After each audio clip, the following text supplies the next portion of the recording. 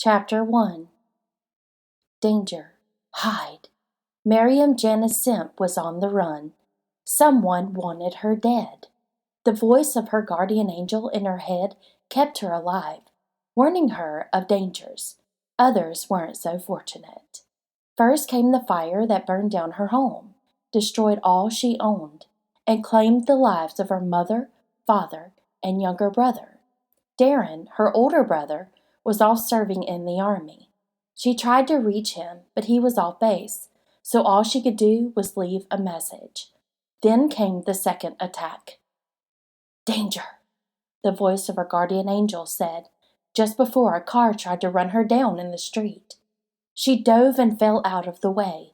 Any notion it was an accident was dispelled as the driver turned the car to try and hit her a second time, but her roll had landed her safely hidden between two parked cars. Another vehicle drove by, and her attacker sped away. The next time she heard the voice of her guardian angel, Mariam had seen lights headed toward her and looked back to see the same car. Hide, the voice instructed. She slid down into a ditch and hid under some branches. The car slowed as it drove past her position. The next time she saw the mysterious car, bidden by the voice, she hid in a tree until it drove away. That time she caught a glimpse of light shining off the metal of a gun barrel. The driver had a gun. Mariam was afraid to go to the police. She had started to, but the voice of her guardian angel had objected loudly. She didn't know why, but she had learned to listen. Mariam lived in the town of Madison, Oklahoma, where she was a kindergarten teacher. She decided to try to get as far away from her hometown as she could. She had limited funds. Unless she was able to somehow go by an ATM without being seen, all she had was about $300, hidden in a false pocket in her jacket. The voice of her guardian angel had advised her to hide the money about a month ago, and, even though Mariam had not understood why at the time, she had obeyed. Mariam went into a grocery store on the other side of town from where she had lived. She saw a sign advertising an ATM. She looked around. When she did not see anyone suspicious, she put her card in the machine and asked for $950.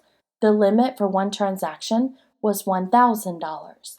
She did not want to draw attention to herself by getting the limit. When the money was approved, she turned so people could not see how much money she was getting. Mariam put the money in an inside pocket in her coat. On her way out of the store, she moved forward with a group of shoppers, so she would not stand out. When they were outside, she slipped away from the group and made her way through the shadows to the outskirts of town. There was a truck stop there, and Mariam hid and watched the trucks come and go.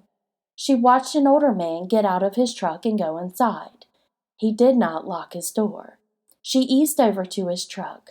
Her guardian angel was silent. Mariam eased open the door. She looked around, but she didn't see anyone. The truck was parked where people inside could not see the door. Mariam crawled inside and eased the door shut.